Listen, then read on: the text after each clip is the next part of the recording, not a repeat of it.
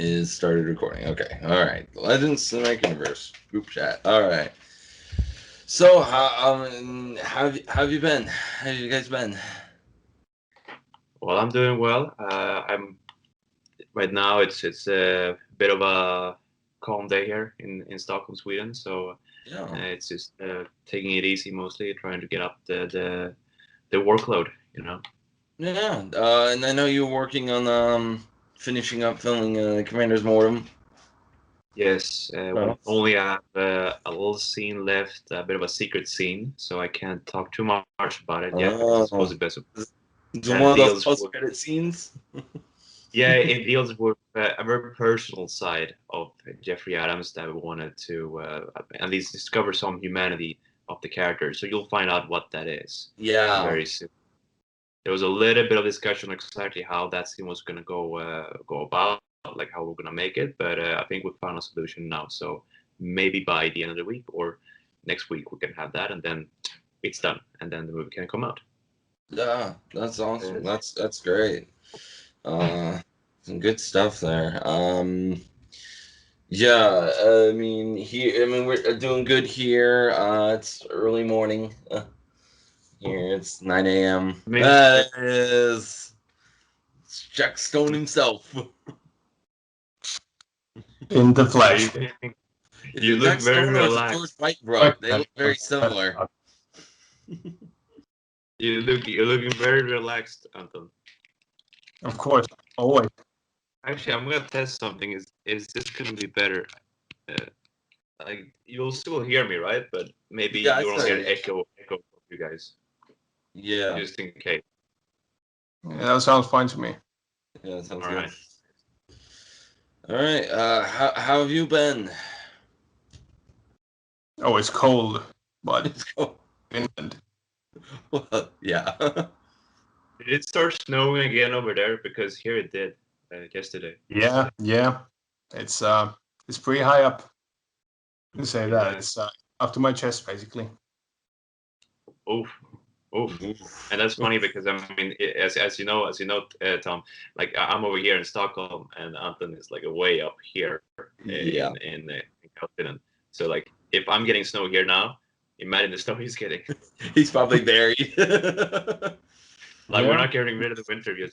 I like it. It's getting warmer, definitely, and well, the sun is still up, which is crazy. Brighter days. Hey, Martin, what's up? What's up? Hi, how are you? Hi. Here, wait, I'm still. I haven't used Skype in a really long time. I'm always share your screen. Okay. We're all legends in the sense of legends too that don't know how to use Skype anymore.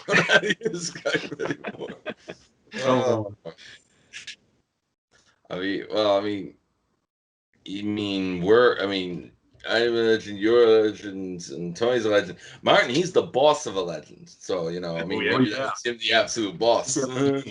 17. Yeah, we wouldn't all find out 17's name. What was that? Actually, there might be a slight Easter egg in the next. Actually, I think there is. If you look very carefully, you may see some information about that in the next Philip Craig movie, if it makes it to the final cut. I threw in a little bit in Lost Scene 5 Retribution, although if you read the paper, everything about 17 is unknown. There's nothing. But on Agent 42, I'm going to mention this in my Easter egg video. Agent 42 does show his alleged name, which was the name I had picked out for him for that planned trilogy that got canceled. Mm-hmm. But you can actually read it. It's there. And also, Miss Pennypacker, it's written that allegedly her first name is Sarah due to the actress playing Sarah. I figured it was a little thing. I'm like, if anyone can read this, that's impressive. First off. Well, we also picked a first name for her, which will appear in some of the paperwork that Philip is shuffling through. But again, not sure it'll necessarily make it to the final cut. Yeah, and I knew that you guys might possibly do that. That's why I put it down as alleged. I was like, I'm giving myself some room for some canon inconsistencies. Yeah. Everyone's But working with so much stuff right now. the It's papers, amazing. The whole Polovich paper scene, I was like, this is like every like Easter egg ever in this. It's actually scene. just showing to some of my guys that way scene because that very well sums up the whole LCU for those who don't know about it. So yeah, that's a good one. If you want a proper introduction to the LCU, there you see everybody who's in. Yeah, I think it was the introduction for Dylan, for example. Dylan McKay, I think it was his introduction. I remember he wrote a comment saying that he hadn't seen a Lost Scene movie before, but this was the first one he saw. Starting with 5. Starting with 5 is an interesting place to start. That's why I was like, wow, this is an interesting review. It's with someone who literally doesn't have any connections, which was nice though in a way because that left it not for like any like nostalgia holding. It's literally just viewing the film as the film, which I really appreciated. It's nice to finally not talk about when is that movie coming out. It's like, finally, it is done. Such a weight off the shoulders. It really is. And then it was really fun getting to do the General's Requiem because I was getting such nostalgia vibes from the Lost Scene 1 because where I was filming and just the conditions and everything. It was like, wow, it's like making it the first Lost Scene movie over again. It looks really similar. Yeah, that's what I was going for. I mean, the biggest difference is a new camera, a better camera. 10 years. So, how are things going with the point of contention there, Martin? So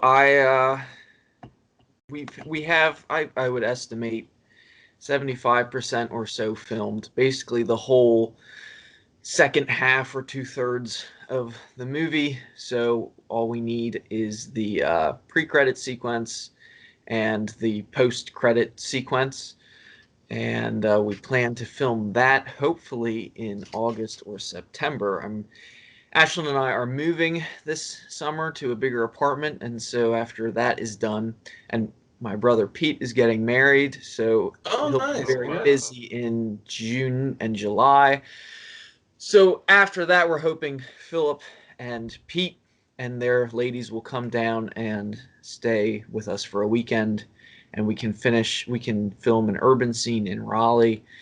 And but if that doesn't work out, I'll probably go up to Pennsylvania and we'll film those sequences at our other farm and maybe camp out there in the fall. Yeah. So hopefully that'll go well. I've been polishing up the rough cut of what we filmed so far, and I have just a little bit more to go with that. Nice. The trailer looked really good. Good, I'm glad. Blood sprinkle. Things Everyone's didn't go maybe now. Things didn't go maybe quite as well as we had hoped. The snow was really deep, and it was just hard for us to get where we wanted to film. So by the time we got there, we were tired and grouchy and low on time. So we had to cut things a little bit short, but I think it still will look pretty good. It's just maybe not quite what we were imagining. Yeah. Happens. Yeah. Let's say I think all of us have been filming in snow lately. It's a lot of snow. Yeah. Yes. Yeah, so Well, we didn't get any snow in North Carolina this year. Every community around where I live got something like 5 inches in January or early February, but it somehow all the winter weather skipped my town, which I like the winter weather, so I wasn't very happy about that. We were supposed to get a huge ice storm and be out of power for days, and they were telling us to do all this stuff to prepare, and we got literally nothing. Just a little rain. Yeah, it's gonna be a cold day in hell when winter skips Finland. Well, or maybe a very hot day. A very hot day. That's like a Jack Stone quote right there. No, Missouri. And then Missouri's is nuts. I mean, we can go from one day we're like 80 degrees, the next day we're below freezing. I mean, it's nuts. Yeah, it has been. It has been, and because the last couple of years here in Sweden, or at least in Stockholm, we have not gotten any snow, and so the snow came back, but in a rush this year. It was crazy. Like we were filming Commander's Mortem. There's a scene in a tunnel. It was like 15 degrees minus zero here in Stockholm, which is a big deal. And but most of those scenes we had to really rush through them a little bit because we had an actor that dropped out in the middle of filming as well, and we had to find a way to solve that. But I remember how looking at David and my friend Adam, like both of them, they were trembling as we got back to a car. And there, my hands were like, I can't move them. But we got the scene. This just reminds what me happened. The second Jack Stone when we were filming Instruments of Armageddon. I still have some nerve damage from that day. We had minus 35 degrees Celsius. We were filming for 8 hours and I had no gloves. So. Oh no! That's a classic. It's terrible. Oh wow. Yeah, Philip brought boots that were too short, and so the snow was like up to his ankles, but the boots only went below his ankles, so he wasn't very happy while we were filming in the snow. That's one of the reasons we had to kind of rush things through this time, but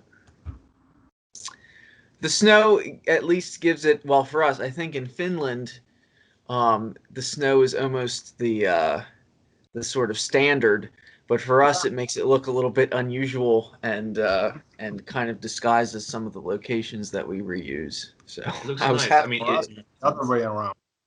When you see grass, visually it looks great. You know, the snow. Yeah, I think so too. And I think I was telling Anton this, but 4 years ago when we were filming Red Mosaic, the idea was that we were gonna have a skiing action sequence. And I even, like me and Emilio, my brother, we brought the skis and everything. We're ready to do the sequence that way. But that winter when we were there, it happened to be so that the snow was not good. It was half melting already. And this was January. I don't know if it was the same for you, Anton. Do you remember this at all? I'm not sure. Yeah, that was like bad luck in the sense like let's get some real winter and then like snow is half melting, so we had to change the scene to running instead. Of course, so that's still on standby. Skiing sequence still on standby. Yeah, the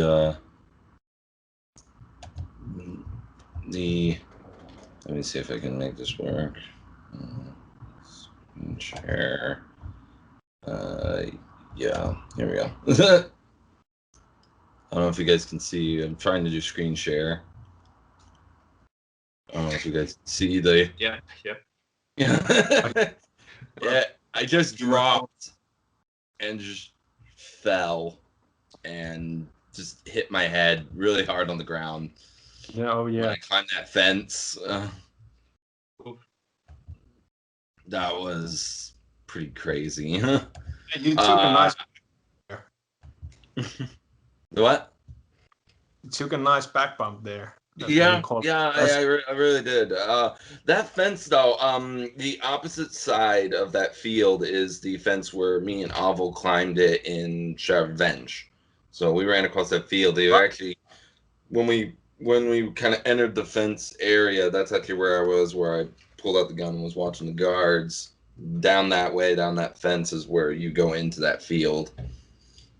So I was filming most of that area I was filming General's Requiem was that same park where we filmed that whole chase scene in Shadow Revenge. And then of course I filmed under the bridge and stuff. That was for the Lost Scene 1. Not only was it supposed to be the location, it's supposed to actually be the location in canon, so that was fun. Yeah, I remember that was great. The Jarhovsky base being close by. Jarhovsky base. Yeah, Jarhovsky continues to have an influence on the series there, Martin. Yeah, look at that, you know. I think it's kind of funny how certain villains just, for some reason, just something about these villains, I'm like, yeah, these work for, like, more stories than just, like, one. Some of these villains have been, like, one-off villains, but then some of them just have, like, legacies. Yes, they do. Anton, you still there? We have a flashback to the Russian espionage group in Point of Contention, where you'll get to see Philip's long hair that he hasn't cut since the pandemic started. Oh, that'll be fun. But speaking of that, are we doing in canon that's happening too in our world, or? Doing I'm what? not sure. In the LCU world, is the pandemic something that happens in our continuity? See, I don't know how to address that. I mean, I haven't had to worry about it because everything that I've done has taken place. I mean, even the Legends takes place before it really hit. I mean, it's January 2020 is when the Legends happened.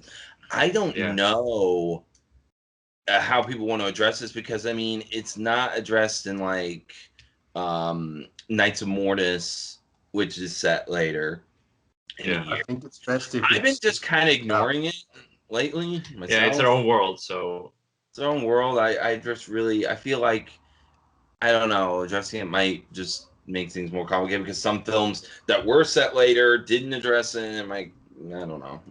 Yeah, why they're so close to each other without masks? So I don't know because Knights of Mortis didn't address it. Evan Roscoe didn't address it, and that's the furthest film in the timeline. And I just think we should leave it out completely because when I start watching a film, I don't watch it to live in this world exactly. I kind of watch it to go away from it. Yeah, exactly. So I'm good with just ignoring it. Good call. Yeah. Yeah, and for example, I have a good story about this since, well, I always tell Martin like how young I've been when I've been watching their films, but back in 2012, I think I had I had my tonsils removed and I had a pretty big mouth surgery, so I was in a lot of pain for like 3 weeks. So the whole time I was only watching Martin's films, the whole time, and I forgot about all the pain. I was just eating ice cream and watching your stuff. So that's how I got through with it, and I hope that when we do this, that's how we help some people get through their shit. So I think that's a pretty well said point about how I think we shouldn't address it that much. I know some TV series and movies are probably doing it right now, but yeah.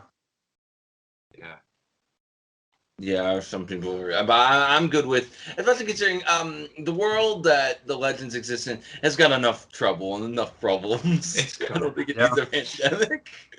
Yes, it's got that. Speaking on groups that are having like lasting impacts, Rogue Albion, the Boswells, that's having more of an influence. It's going to have an influence on the new series that we're working on, the Nick Steele films. Yeah. I'm keeping my mouth shut here. Because Rogue, I mean, it's a really well, you created a organization and a series with a really rich history. Like just in that briefing scene, I was like, ooh. I mean, this group has been around for like a long time. Yeah, like 70 years. Yeah, so like they're brand new when the Rogues Gallery is happening. That's kind of when people are gonna figure out. Like, my plan is for that film is this is like when people like when new organizations and stuff figure out that this group actually like exists and everything. Brand new because it's in 1946. Yeah, I kind of dropped like a lot of like what I want to make yesterday. Yeah. Really? And you inspired everyone to do the same exactly afterwards.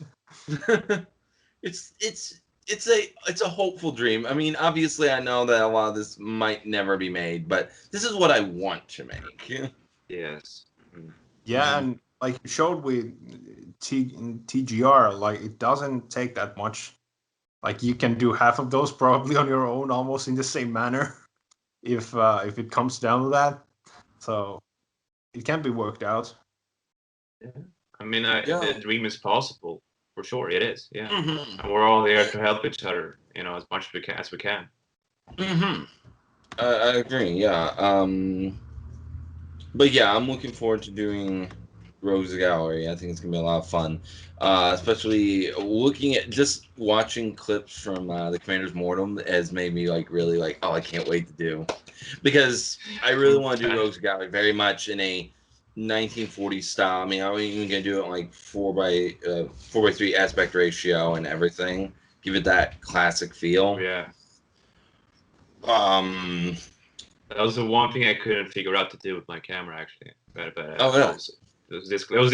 It was gonna be in 4:3 actually. So you're gonna have the first entry in the LCU in 4:3 format. Yeah, I want to give it that old like, just film. Just like I picture it very much. I mean, the film that's influencing it the most, I think, is The Third Man. Oh yes. Oh, it's a good film. That's a good one. Yes, definitely. It's definitely the biggest influencer on this film, so looking forward to it a lot. Let's see. It's a thought I had in my head. I was like, okay, so how many characters, not counting guards, unnamed guards, and that sort of thing, how many characters have all of us played within this universe that have been like named?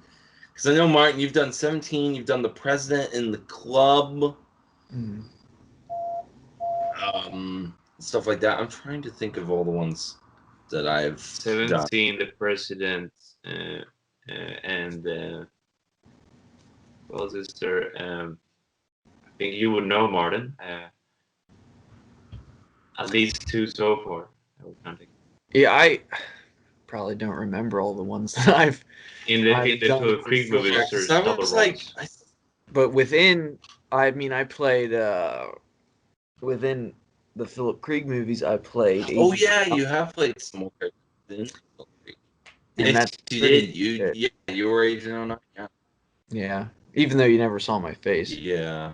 But I can't think of anything else. In the original version of Secrets and Surprises, I was going to play Agent Martin Groff, who was going to join Philip Krieg for his. That would have been such a stupid movie. I'm so glad it failed. That early days. And then we were going to add early films are fun to watch. They really are.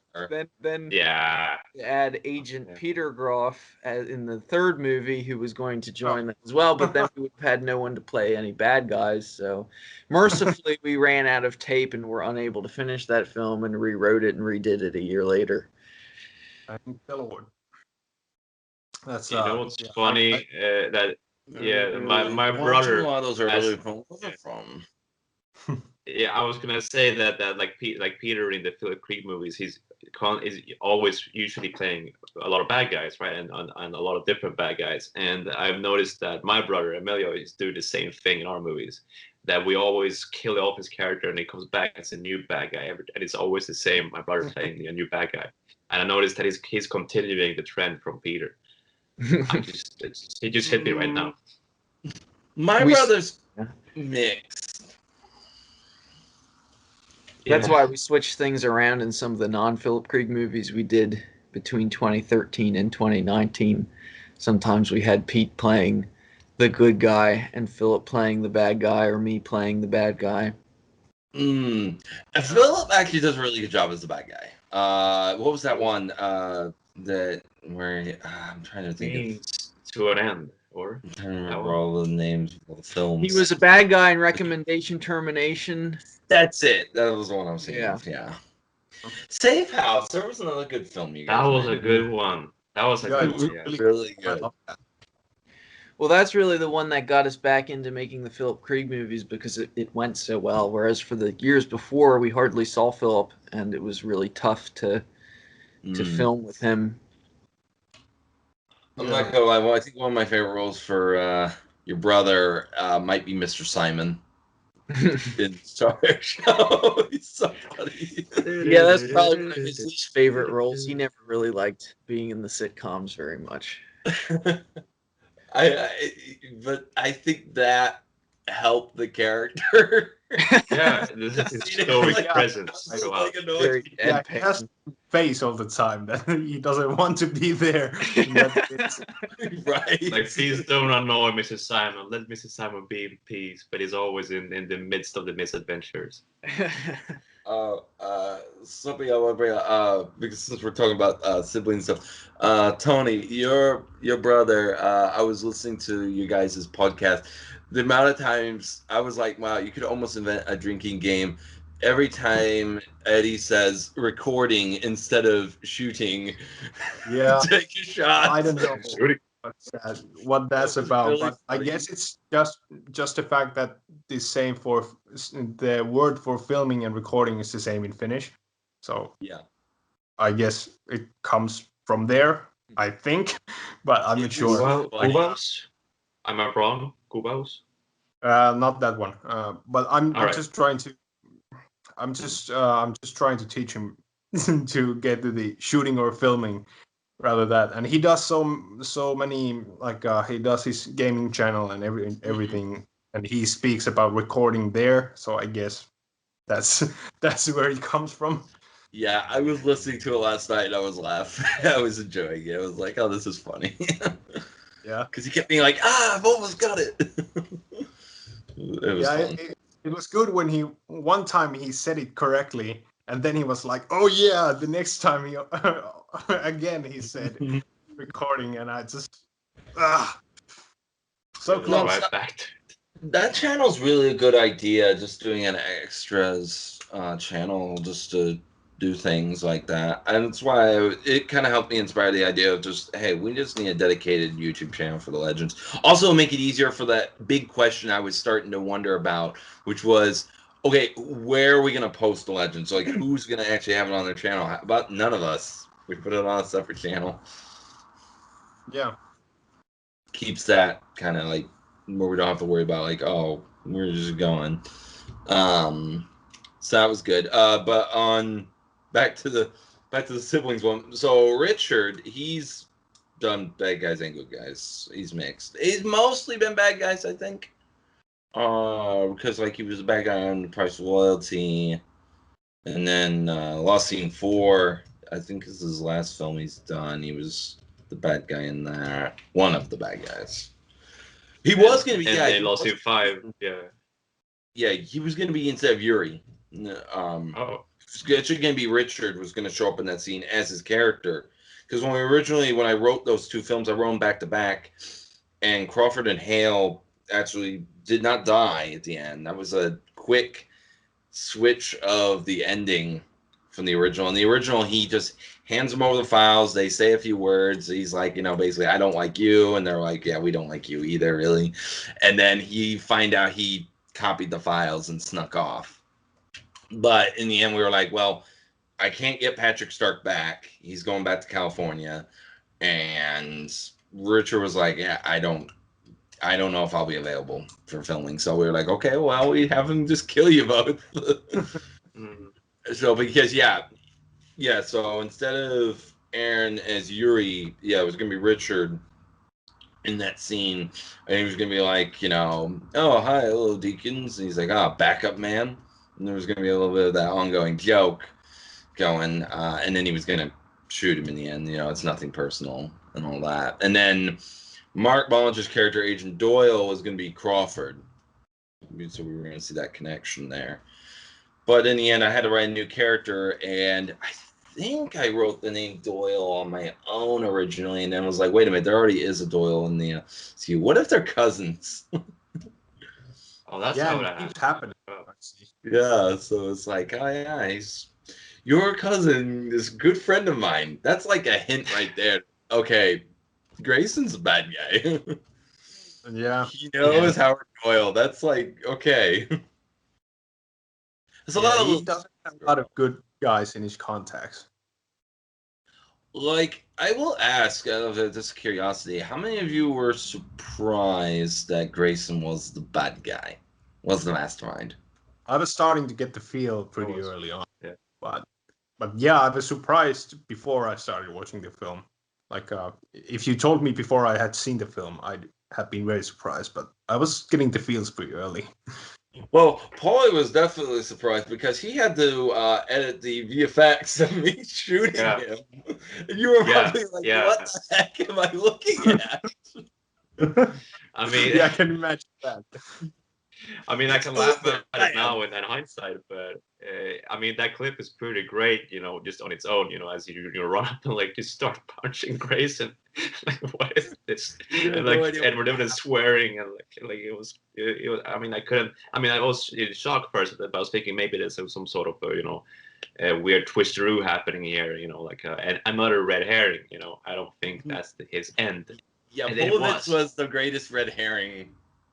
I love that so much. That was so perfect. Polovich, when you, I did not expect. When you had the fake mustache on, that was a clue. You walk down the stairs. If you watch, yeah, the mustache is wrong, and the voice, the accent is slightly wrong too. I made sure to make it slightly different to show that this is someone impersonating Polovich. Not actually Polovich. Before the film was out and we knew that you were playing those two roles, I remember I told you that I thought that was great and impressive, but I also thought that this is crazy ambitious. Like, how are you going to make this work? And why is it like this? And then when I saw it, okay. Well, originally it wasn't even supposed to be that way. Originally, Polovich is mentioned, but not seen until he shows up at the base, and it was going to be someone else in the role, and it was going to be like kind of a mask Mission Impossible-esque removal. But we started running shortage on actors, and I was like, you know what? Why not just double roll it? And also, we need to add more. If I really want this red herring to work, Polovich has to show up more. He can't just show up at the end. You need to establish his character. And Nick said, no, he becomes a really popular character. And I'm like, okay, now I got to give him an actual, like, ending, because I was not happy. Because once I realized that people liked him, I was like, just having him just disappear off camera, off screen is not really a good ending for this character. So then I was milling around, and then snow fell, and I was like, I got an idea. And that's when the door. There you go. Right. I thought that new bad guy was interesting, the Jake Riley one. Oh, or yeah. Voiced, at least, yeah. Yeah, I had him voice over me. Yeah, because I wanted it to be different. I wanted something different. So I was like, hey, Jake, could you do some recording for me? I gave him the lines, and then he just recorded. And since my face is covered, it's really easy to just dub that was good. It was a threatening presence. Yeah, keeping Jake as Scorpius secret really made sure that would not be that the Knights showing up was the big secret of the movie. Yeah, and we're getting more Knights of Mortis very soon. Yeah, we had Sonny Lawler, and we've had a bunch of them now. Yeah, I keep wondering where the Knights are gonna pop. You never know. That's what I'm enjoying about a lot of these films now, is we just never know where they're gonna like show up. Yeah. Hey, I have to. It was good talking with you. I have to get to an appointment I have at 11 my time. Right. If you're still here in like half an hour, maybe I'll pop back in. But okay, yeah, you're welcome to pop in whenever you like. Yeah, thanks for we'll see how it goes. But if not, it was good talking with you, and hopefully we can do it again sometime soon. Yes, absolutely. Thanks, man. Yep. Take thanks. care. All right.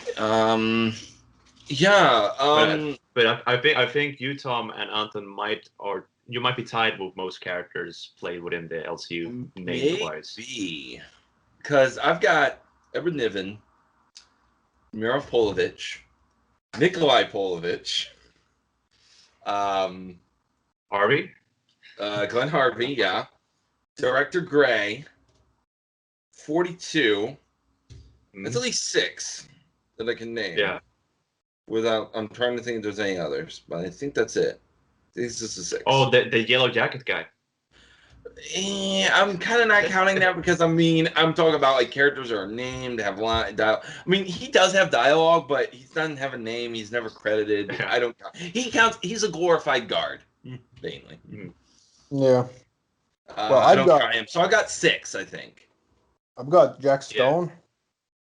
George Whitebrook, John Bailey, Ronald from Clank, and then, well, Taron Highmore from Evan Roscoe, the first one, but I'll be playing all the villains in Evan Roscoe, so that's gonna bring the number a little higher. Yeah, I think your number is just gonna keep going higher with that, right? Yeah, the Swedish guy Nordström, right, from Kron. Oh yeah, right. I played Elias Nordström in Mikael Grön, and I also have another name role in the third Grön movie, so that's basically like 7 at this point. Yeah, also so you're above me now. Yeah, we're working on the second Evan Roscoe film now, so that's gonna be 8 by summer. So It's cool seeing Eddie get some cool roles. yeah, and he's so into it that, well, you know, the extras channel, that's just example A. That's just the tip of the iceberg. But he has such a big hand in planning all of these films that we're doing. It's incredible, and you must remember this guy's 14 years old. That's why I like it so much. I like seeing like this younger. I want to see more. I want to get some more. Like I want to get some nice, like new characters involved eventually that are, like brand new that aren't connected with a lot of our series and stuff. I actually have some. I have a thing I'll be mentioning with you guys later about a suggestion for another.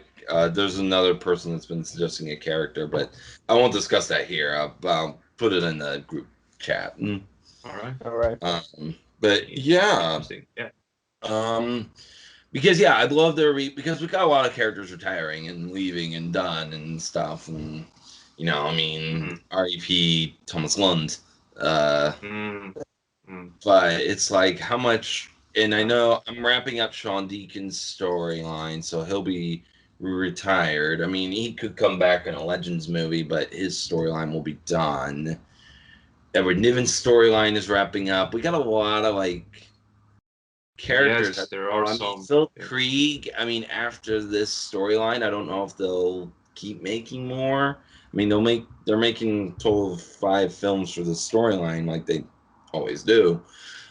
But after that, who knows? So it's like, I feel like it's slowly like either winding down, but I want it to like pick back up and have like a new generation.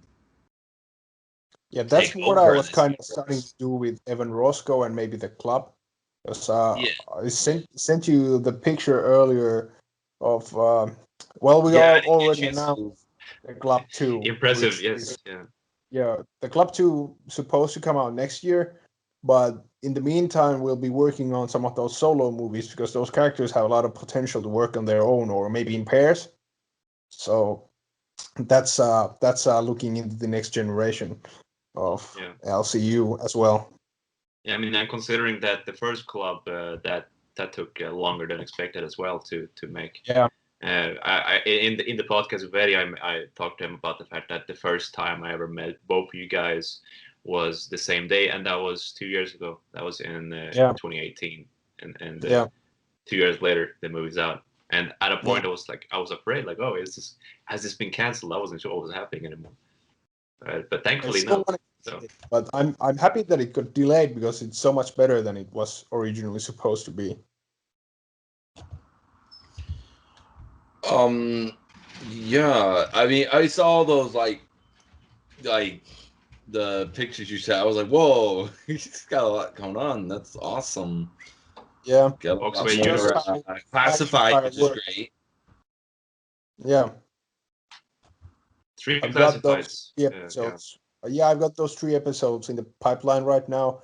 We're like, I'm slightly unsure of my schedule right now, but if everything goes well and we don't go on a complete lockdown here in Finland, we'll be shooting 1 classified episode around Easter, and then the 2 others in the summer. So I have a pretty good like a plot line and like some scenery in mind for that, so that should work. But of course, it's it's a lot about the current situation. But if everything goes well, we'll have a lot of stuff, LCU and non-LCU stuff filmed around Easter, because I'll be there for like a 2-week period, like filming every day basically. Mm-hmm. Sounds good. So And, should be good. We'll see when we get around to doing our bits. Yeah, hopefully. Because so Tom knows there was an idea of stopping by during April, but that's been put on a to be confirmed status right now. Potentially going by summer instead. Yeah. Or that's the case right now, Tom? Yeah. Hopefully we can do it like early in the summer, but we'll have to wait and see how the situation unfolds here. Like right now, like it's been all right in Finland so far, but it's been picking up a little bit of pace, COVID that is. So there's talks of like locking down everything so that we couldn't even go outside basically. So that will of course put our plans on hold a little bit if that happens. I hope not, but it's like the next week or so will show how stuff will go, because they're like talking about making decisions by the end of the current restrictions, which end at the end of the month. So we'll see then what happens. Like right now I'm still able to travel, and so, but if they put on some new harder restrictions, well then Fox Ray Studios has to be on hold a little bit as well. Although we do have material to release until May, so I'm not too worried. That's good at least. Yeah. I hope everything works out for you guys. Like, that would be terrible if you weren't able to film. Yeah. There was so much. We talked one day, and there was so many different projects. And I was like, whoa, I got super hyped, and then all of a sudden, hey, maybe we gotta just slow down just a little bit. I go, true, but it's like, no, my mind, It's I know, it's the same way with me. I'm like, that's a lot of projects to just suddenly kind of announce, but it's like, this is what I hope for, Yeah. I have a lot of hopes for how this will continue to grow. I will say, speaking of a lot of the LC stuff, I like, in my personal opinion, one of the best actors within the LCU, David. David just kills every time. Yeah, I'll let him know you guys said that. I mean, he has his little show on our channel called Acting with an Amateur. Although I always say acting with a professional. Yeah, it should be. It's amazing because we started over 10 years ago, right? And David was our neighbor, and then he just took the lead on so many different things, and the guy just never showed any fear and great leadership. So he was a constant inspiration. And we wouldn't have been where we are now if it hadn't been for him, like pushing us a little bit, because I was like, oh, we can't do that. We can't do that thing or that action scene. And he said, no, we can do it, and you can figure it out. And that's really how Depth Films found its origin. I mean, I made some stuff before, but I didn't dare to really show myself in front of the camera or do things with more ambition, let's say. And thanks to David. And it's always a thing where whenever the camera is on him, you can tell that like 200% it's dialed up on him. If sometimes I'm acting opposite him and the camera's only on me, right? He'll do the most phony performance, but he will do that on purpose. And there's just some bloopers actually from Clank Legacy where we're having this intense scene, and I'm like, looking at him and going like, oh, you're gonna kill millions, Shadow, and he's like, oh, I don't care, I'm gonna kill you, Clank. and you put the camera on him and he goes, oh, pain is what made me, and he does his thing like, whoa. He's got a lot to do. Did you show him I'm sorry. Go ahead, Tony. Yeah. Yeah, David's just so flexible and he adapts so well. It doesn't matter if he's playing the main bad guy or if he's a good guy or if he's a henchman, and he never complains about that role because we were filming the Fourth Line where he played, of course, Adams, and then he played a couple of the henchmen. Like he has such a huge presence as Adams, but he had no trouble adjusting to those little tiny henchmen that Whitebrook just kills in 3 seconds. And then the same with Cold Fusion. Like he had no trouble playing those henchmen, but then he just adjusts and changes completely into a main character, like when you just tell him to. Yeah, that's the thing. I mean, and there's so much left to be seen, and it's frustrating to be holding back on so many of these stories because Shadow's been pushed and pushed and pushed for so long, and he originally. He wanted to make that. He wanted to make that when we were making Red Mosaic, actually, and there were a couple of scenes that we even filmed for Shadows back then. And one of those scenes I was able to actually instead insert into Red Mosaic. But there's another scene that I guess has been completely dropped by this point, and it just got put in the back burner. And we have the script. There's like one more episode to just like fine tune, but we have the entire thing for quite a while actually, and we have finished a little bit of it, and I was telling him right now actually that we should actually book in some days because there's a couple of episodes that only need him, and we just lost a location 3 different times, so we just have to decide, like, the performance will come before the location. If it has to be our house, it will have to be our house. That's kind of how it is right now.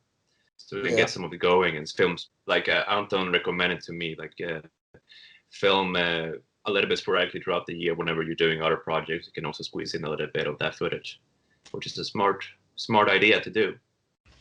Then we get it done, get it out there, because it's crucial, and that story needs to be told because it really deals with a lot of ramifications, and especially in the Clank storyline, and Can't wait to really get to it. Yeah. Oh yeah, I've been looking forward to it. I kind of joke like, oh, when's it coming out? But I'm like really serious. Like I'm really looking forward to seeing what happens in it. Actually, funny you mentioned Red Mosaic. Actually, in the Nick Steele storyline, the title Red Albion, that was actually came about because at one point I was trying to kind of like rehearse some of what I was saying for one of my LCU videos I did, and I was trying to say it was either Rogue Albion or Red Mosaic, and I accidentally meshed them, and I was like, "Well, that'd be an interesting title, Red Albion." And that's actually how I came up with that title, was mixing those 2 titles together. Yeah, but that actually works really well. It really does. Refer to a Soviet Union invasion of England, or pretty much anything. Yeah, so I thought it was a good title, so I was like, there we go. I like also, it. the other question I had was with David. I think you told me you showed. Did you show him my impression of him with the Clank serum? Look. It kind of became a little thing that I was making the impression of your impression of David. Like throughout like our filming days, he'd be like, this is Clank serum. The third iteration. The third iteration. Yes, third iteration. You had the second. It's a great scene. I really like that scene, and I just was like, when I got the serum, I was just like, oh, I can't wait for people to see this in the movie and be like, oh crap. That was super good because you were able to find a way to tie into a bit of a loose end there in the storyline as well.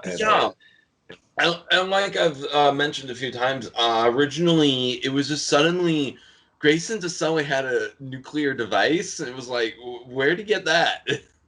And I was like, but I need another layer on this that he's gonna pin on our heroes. And then I'm just sitting there and I'm just like, wait a minute, there's Clank serum missing. I could use that.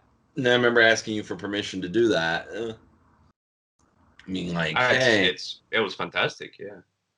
It worked really that well. story will it will take a while until that story is wrapped up right now. So it's only really good that it gets addressed again. Oh yeah, and then there was whole fusion. Yeah, I was about to say now, like the Clank serum is all over the world right now. Like you know, in the States with Grayson, and then with some Chechen terrorists, and like pretty much everybody. Yeah, it looks like they stole it, and then being smart, why sell it to just one person when you can sell it to a lot of people? So someone sold it to Polovich, and then someone sold it to these terrorists, and who knows where any of the rest of it is. Yeah, it could be anywhere. Belarus, Like I think that might be something that's going to be addressed in Jackstone Classified, maybe. Like there could be another episode. Like yeah, we have a lot of plans for that series, but like I said, all of the episodes are like separate entities, so one episode might as well be about the serum. Might as well. But you know what? I just before I forget, David does have an impression of you, Tom, as well. Oh really? Yeah, What? It's the classic "Catch me if you can." Catch me if you can. I'm glad you caught that. Because that's kind of the way I've been kind of treating Polovich. He's kind of like this dark mirror of Niven. Because you see, yeah, he does that. There was a couple other things I was trying to remember that I threw in with that character. To definitely. Oh yeah, we will see in another appearance he's making. I can't say in what film. I was filming it the other day, but you actually see he's got a Tom Clancy novel next to him, which is something that Niven reads. So it kind of shows how they're very similar, and just so that's fun to do with that character. And then yeah, he tried, and he almost made it, and then he died. Fortunately, that had to be spoiled for you, Paul, because you had to put in the effects. You already knew he was going to die. Again, like with Grayson, I didn't believe that was his actual death. I thought, he's just getting injured, he's getting a shot, he's gonna get captured, you know, he's not gonna die. The dream sequence in The Lost Scene 5, where Niven shoots himself.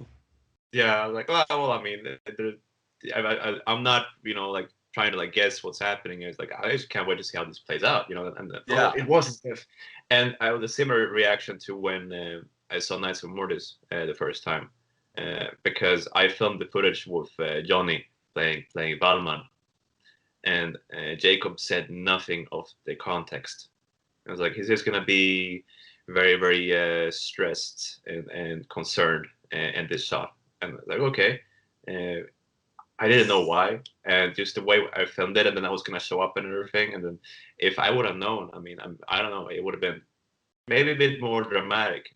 But considering when I saw it, like I was in disbelief for like a good like 5 minutes. Same with filming my bits for the end scene.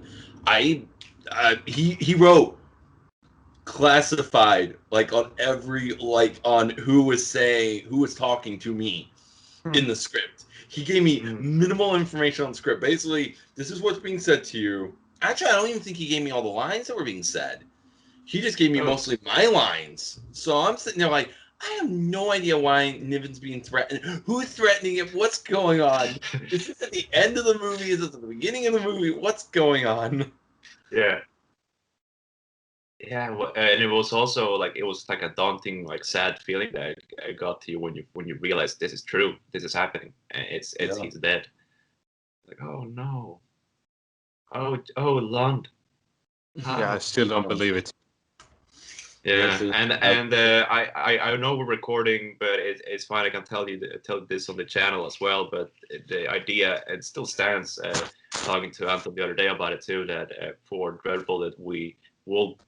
I mean, I think it will be the final appearance of Thomas Lund, completely, unless Jacob does another prequel after that, because he is an elemental part of the story in the towards the third act. And then we have a little bit later we have both Jack Stone and Thomas Lund, at least, you know, set in stone to be in the final battle. And if I could get you as Niven, that would be amazing too. That's the idea. To at least have them on screen together one time at least. Believe me, that's And also those why scenes. Go ahead. Oh yeah, that's a scene with Lund. I was very inspired by the fourth movie, Time for Justice, when he's able to convince Hunt that he's not his enemy in that calm way, where this is a special aura that he transcends over to him. That, you know what, don't worry, lay down your weapon. We can talk. We're not here to kill each other. There's something about that vibe that felt perfect for a certain scene in the movie where Clank and Lund meet. So it's gonna have to be there in the little basement. He's gonna have to pour the whiskey, you know, the green lighting, and it's gonna be quite emotional, actually. Quite emotional, especially now knowing it's like his last appearance.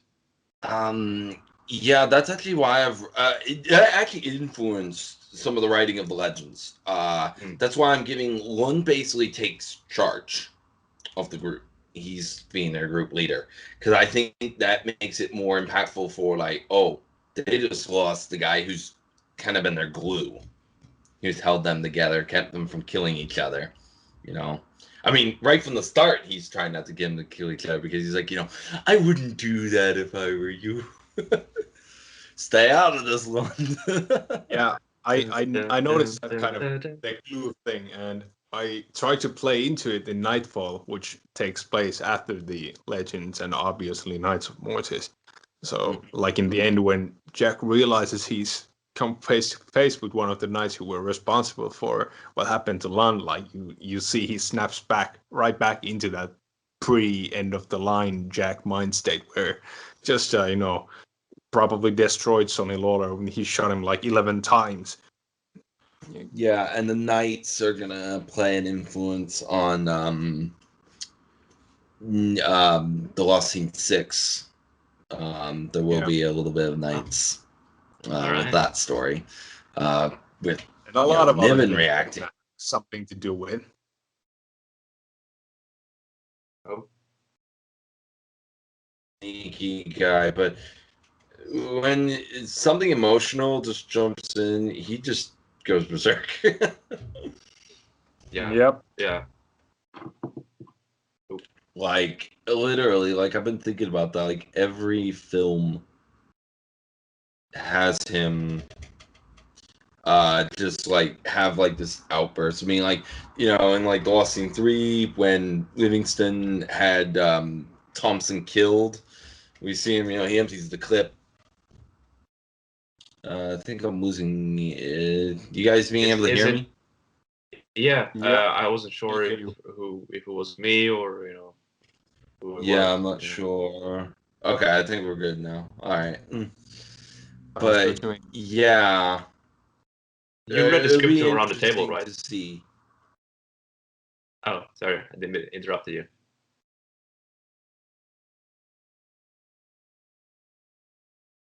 Are we hearing each other well? We're having a little bit of a break up here. I don't know what's. Internet must be just a little slow. It's probably my end. I don't have the greatest of internet, but I hear you well enough. Yeah, I do. Okay, if you can hear, that's fine. That's fine.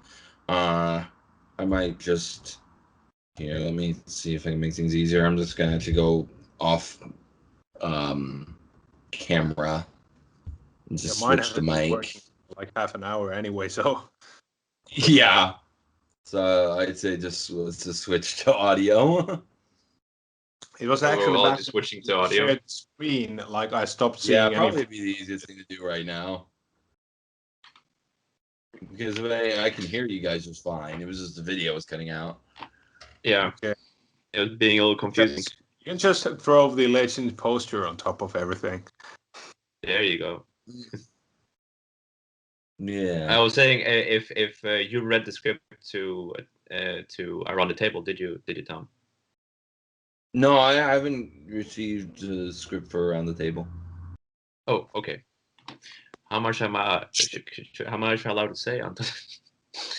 Well, I guess. Yeah, I have no idea what around the table is what's gonna happen around the table. Everyone's been talking about this film, and I'm like, I have no idea. No one told me anything. All I know is I think I'm playing a role because I think I saw my face on the poster.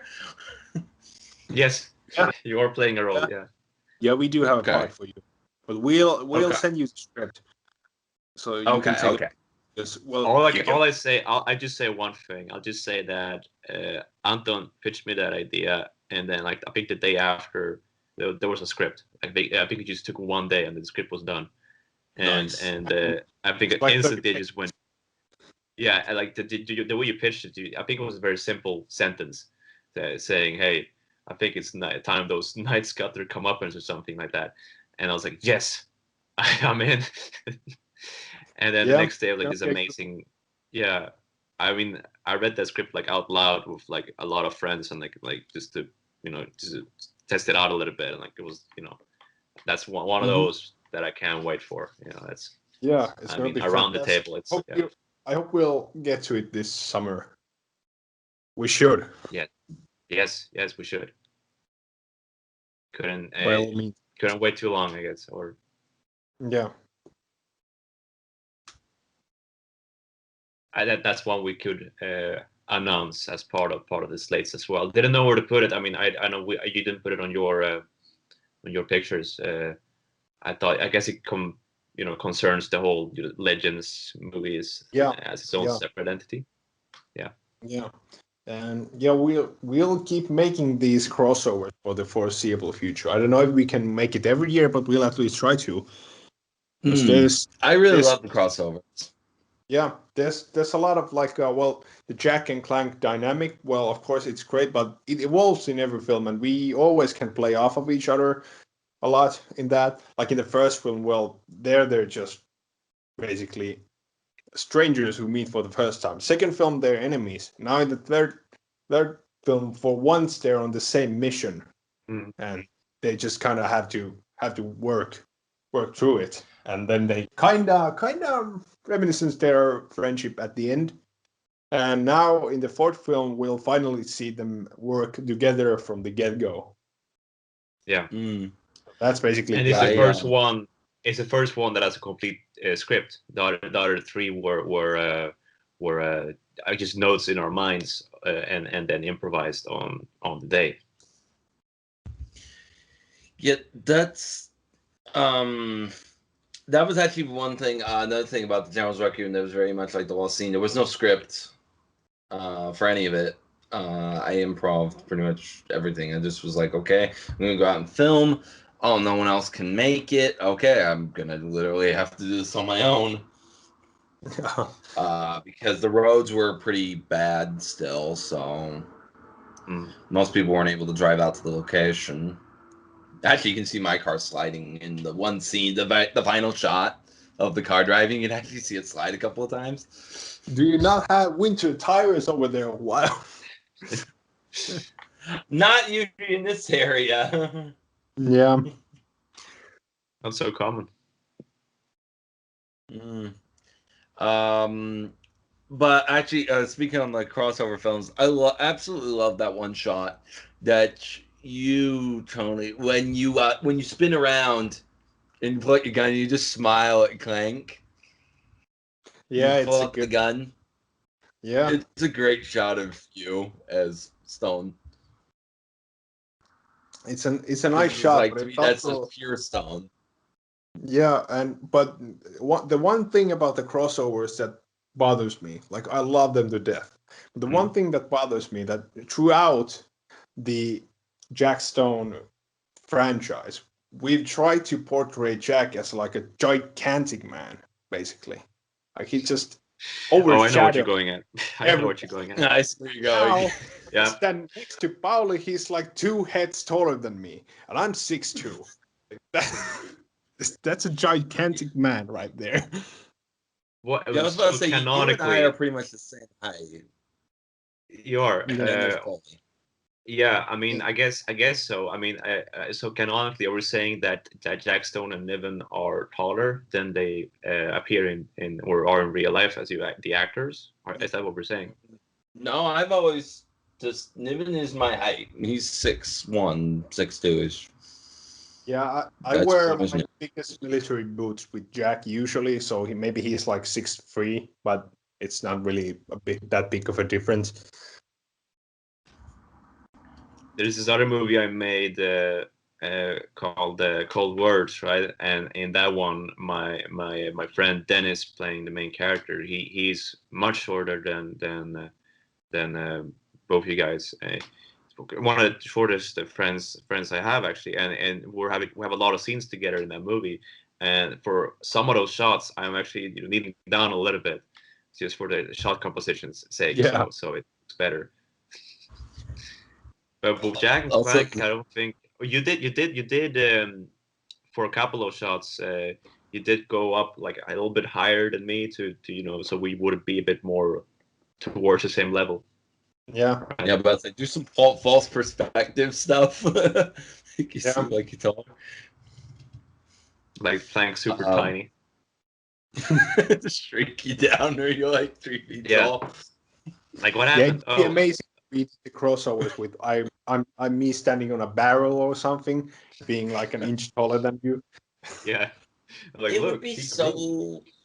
It would be so cool to just get like everyone, like to truly get most of the people together for one We'll do that big one shoot. day. Literally have Jack Stone standing next to Niven and Clank and everything. That would be like amazing. We'll make it happen. We will someday. one day.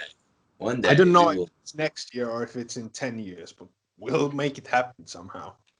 Exactly. I mean, yeah, it stands as a goal. It does.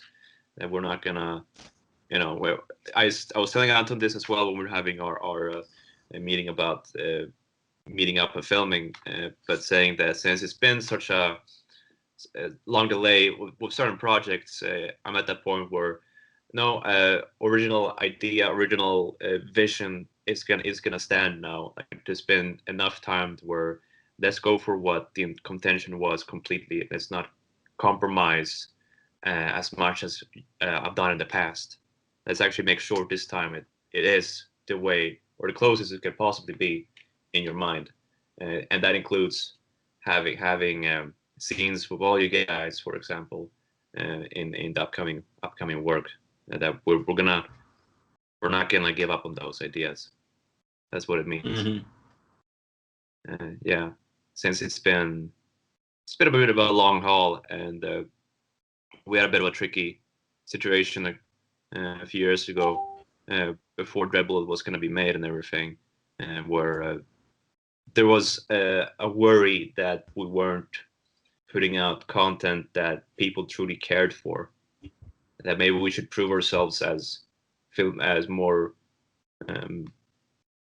varied filmmakers. That do people care about this franchise? I can't buy that mindset at all because, well, at the level we're at, if this was Hollywood, that would be different. But at the level that we're at, like I made films for 10 years before I put them on YouTube. And right now I'm just only doing it to share it with everybody, but I wouldn't care if nobody watched. Yeah, I'm doing this. I do feel the way. This is what I do if I got nothing out of it. I still be doing this. So yeah, I agree. I feel you. Because if I could make movies this way with the friends and everything, just for eternity, the way we do, I would be happy. But then there is concern, like other people around the friend group and people like that would look at us and go, hey, but you gotta be, you gotta find, work industry, you gotta show off, and you gotta make sure people look at you as these serious guys, and it's tough because I think that put a stop on some of the ideas there for a while. I couldn't have I know. Myself, it's like there's a lot of the tricky part with making the I will say the tricky part with making a lot of the LCU films for me is not everyone in my group has watched a lot of they may have watched the rest of the Lost Scene series, but they hadn't really watched any of the other stuff. So I will say, Chris Mooney as Grayson, he did a good job considering he was saying names and he's like trying to memorize all these names and he doesn't even know. He's like, I have no idea what these names mean. And I'm like, because he was like, okay, I'm gonna remember Jack Stone, Ian Private, Clank here. He was trying to remember all these things, and he hadn't watched really any of the rest of the LCU. So I was like, I realized, yeah, a lot of my crew had not watched the rest of the series. So for them, some of the stuff was not really, but I think they're getting more into it now, especially when we did the club, like people were like when we decided that it's part of the LCU as well. Like I think a lot of people and a lot of people also watched Lost Scene 5, and for that I think we kind of brought them into the rest of the LCU as well. And that's good. Yeah. We actually someday get the Legends out. Maybe then it will change things. I'm working on the script. I plan on working on some of it today, actually, after this call. Oh, nice. And yes, if we can get that film out, I think that'll help a lot, too. Yeah. Yes. Like the big thing, I'd say. It's a big missing chapter, tattoo. Yeah. Yeah, it's a big missing little gap here, but it's been tricky because I've had to work in certain things to try to not. One of the tougher ones, I will say, with the Legend script was making sure Philip Krieg fit in and it didn't break with any of his stuff. That's why I left a lot of his conversations and the way his character is in the film very vague, because they weren't sure where they were going with him. I remember talking with Martin about that, like, okay, is this okay? And he read all the lines I had written for him and stuff and said, yeah, that'll work. It won't break anything that we're doing. Yeah, by far. Because I was like, I got to make it work with his story. Yeah.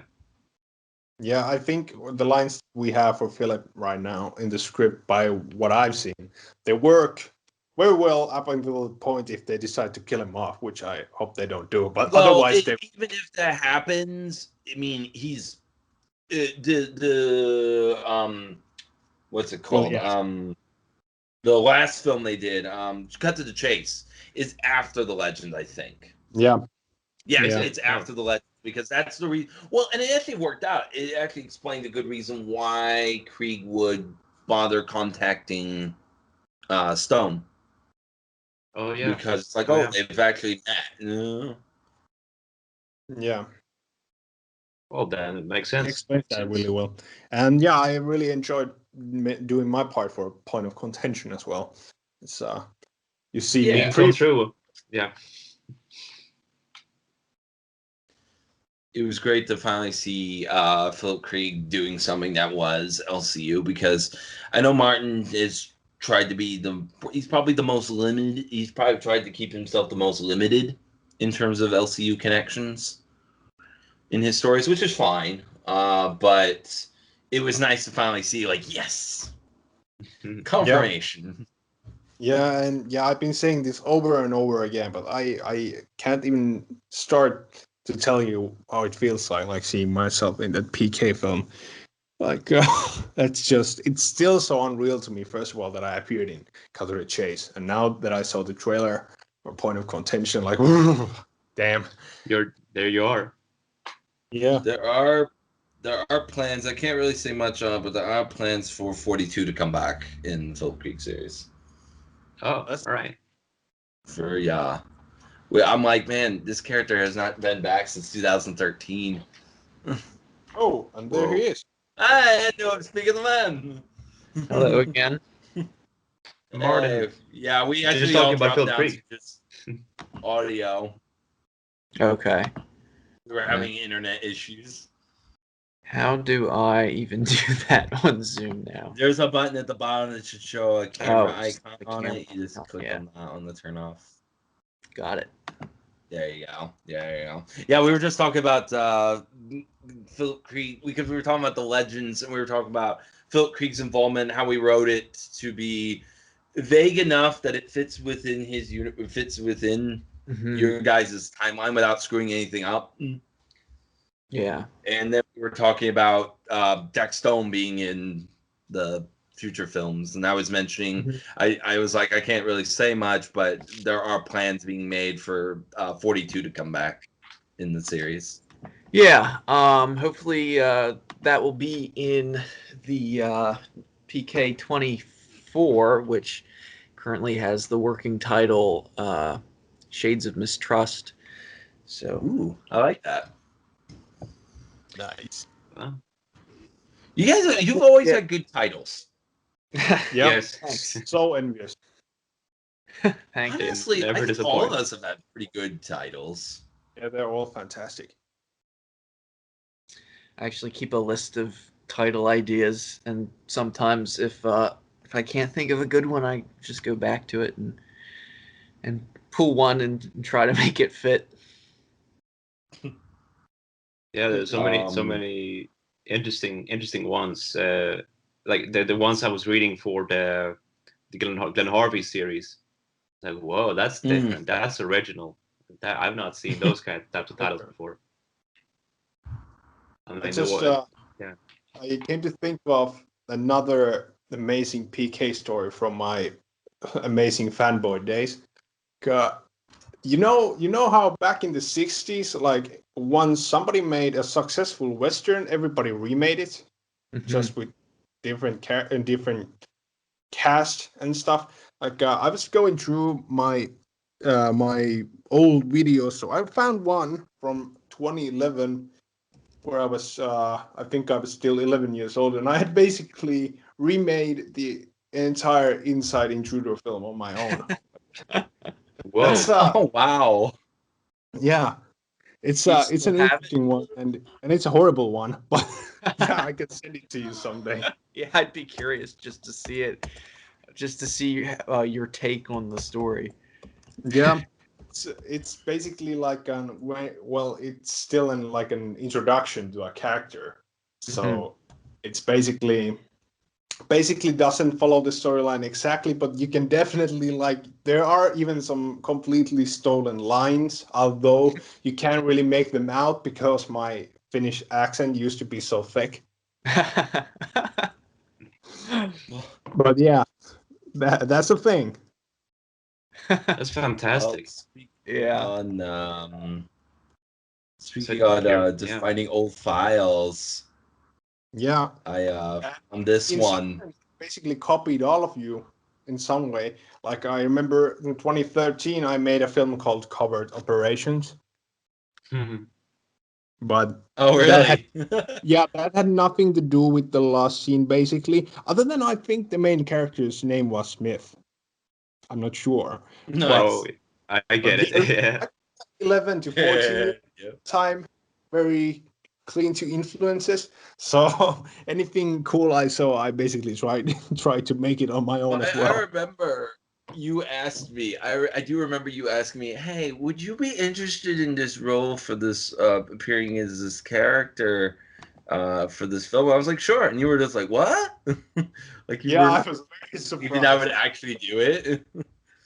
Yeah, it was kind of just like because we didn't really have any actors for that, and I was like, oh well, I look up to this guy a lot. Well, I'll just jokingly ask if he wants to do it, and then you did want to do it, and I was like, oh wait, now I actually have to write a role for him because I had that character in mind, but I had no script or anything because we never wrote any scripts back then. Like this is where we're talking about 2013, so.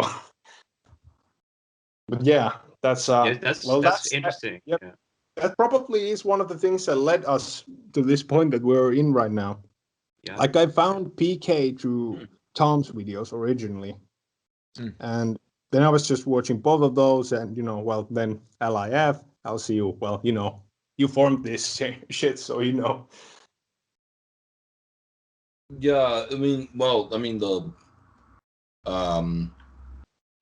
the league has been around since like it's 10 years. Right? Yeah. 10 years. 10 years this July. We'll be the league. And then the LCU, I first pitched that in 2013. That's when I dropped that first pitch trailer which is just kind of me. I was just having a little fun editing, and I was like, "What if?" And then it kind of stayed on the back burner for a while, and then it was about 2018, I think, that we really were like, "Hey, let's do this." Yeah. Yeah, it's funny how like me and Anton, and like in this case, we sort of grew up a little bit watching stuff that you guys made, Tom and Martin, the Creek films, Lost Scene films, the Bond fan films, and we took a lot of inspiration from how you guys were able to approach a lot of scenes working independently as we're doing our own things, and it's very special now that we're able to have direct communication this way. It's a I would not have believed it, I guess, 10 years ago. It's a very Well, I remember fascinating Clank also. Nemesis. Clank's Nemesis had a few Reflections of the Soul little nods Yes, in it. I was very inspired. And I was like, oh, how is he going to react to this? I was very nervous.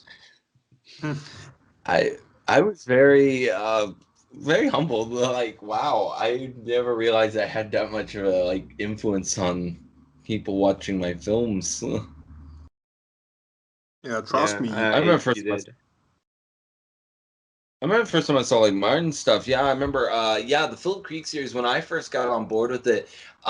Man Behind the Mask was like the newest film. Mm-hmm. Yeah, I mean, that's more or less, that was the first film that had a initial YouTube release. Everything else before that was just, uploaded posthumously or whatever. Yeah.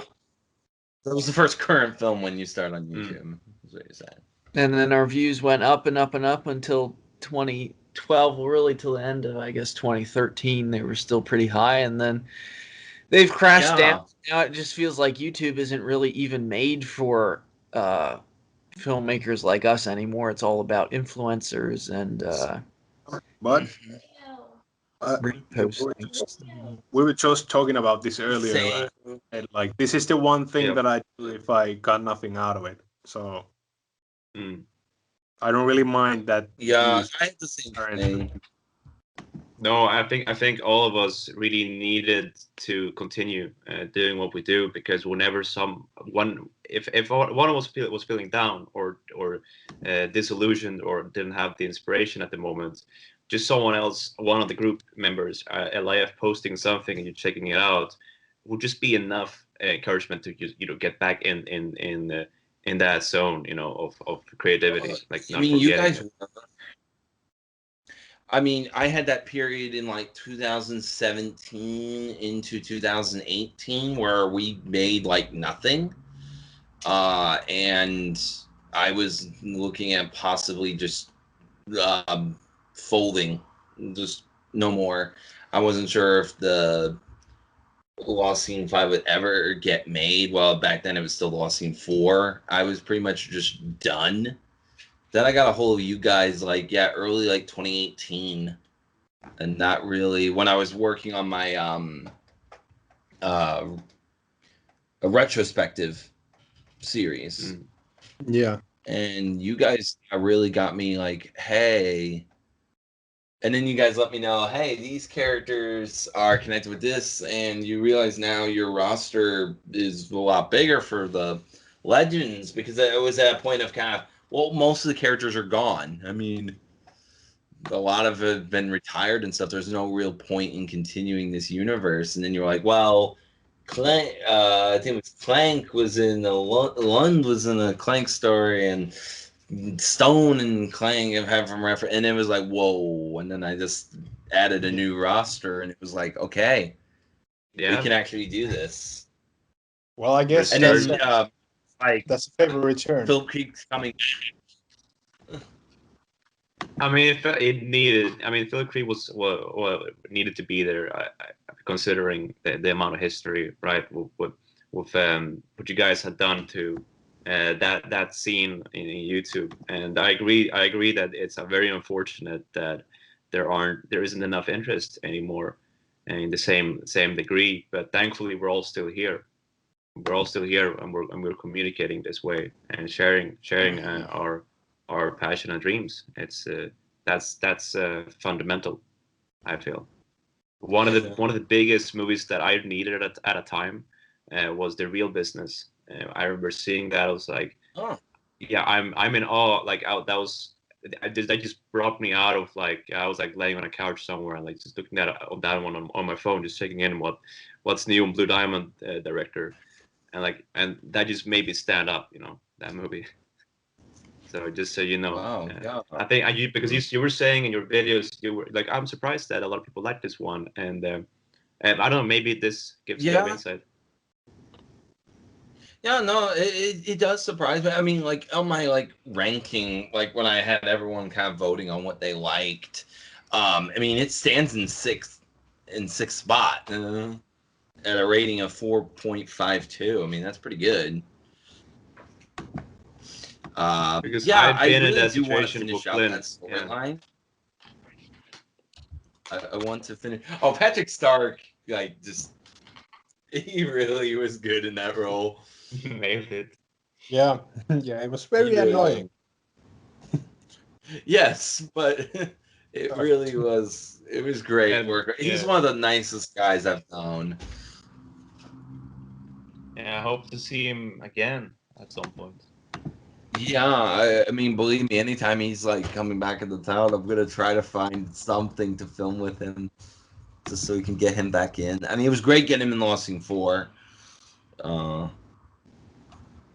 That was a great opportunity. It was fantastic in that one. I get love his character, but then there's always a chance he could, appear as another character down the road, or maybe the same one. Oh yeah. And Martin, I just wanted to mention before I forget, I remember the James Crab movies. James Crab. Yeah, they're not. I took them down or switched them to private, I think. But yeah, those were formational for us because those are the first movies that we made with Charlotte and the first movies that we made with Philip that we like directed ourselves, and also brought in my cousins who were in a lot of our projects after that. So it was, one of those things that it was kind of important or formational, but it was also kind of stupid. But there was something I remember beautiful your Star about Trek it because ones, you're too. with your family and everything. Oh, the Star Trek ones, I don't remember that. Wow. Those are still available because those my dad and Philip's dad directed those, and they're actually, I mean, they're kind of, it's a little funny to see like young kids acting like Star Trek officers, but they're they have logical stories and such. So I kept those up online. I actually re-edited the effects of those recently. But those were the first GK productions. Yeah, it's really cool watching all your stuff. You've done a lot of stuff. I wish I commented more on the videos. It's just sometimes I've been like just really just busy. I mean, but yeah, you've done a lot of stuff. The Charlotte Ferris show was great. Well, that's definitely one of my favorites looking back. And how does that make you feel? Our new sitcom, I think is a pretty strong project. But since the end of the Charlotte Ferris show, we lost a lot of our audience for the sitcoms too. But it is what it is. We do it because we enjoy it, and because Charlotte lives now in Wisconsin, and so it's a motivating factor to make sure we get together and stay in touch, because otherwise, if she's really far away, we would hardly even see each other anymore.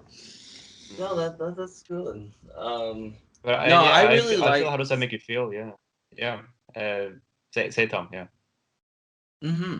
I was gonna say, one thing that made me just smile the other day, I was thinking about the Charlotte Ferris show and everything. I was thinking about like appearing in those, and I was very grateful to appear as Will. But just looking at those cans, because I was going through my hard drive and I found I found one of my folders that has all my cameo footage and stuff, and I realized like you can literally see the development of Blue Diamond within just watching all those cameos in order, because my first couple ones were on my old camera that I used for like Shadow Revenge, Price of Loyalty, and then you see me go to the newer camera, then to having the audio recorder, and then to having the DSLR, and you just kind of see the progression of Blue Diamond within that character. Yeah, that's cool, and that's kind of to see our progression is the reason that I put together that 20-year video, like year by year with clips, to see the change, as we grew older, but also the change in the cameras and our improvement in angles and things like that, and camera stability and all that sort of stuff.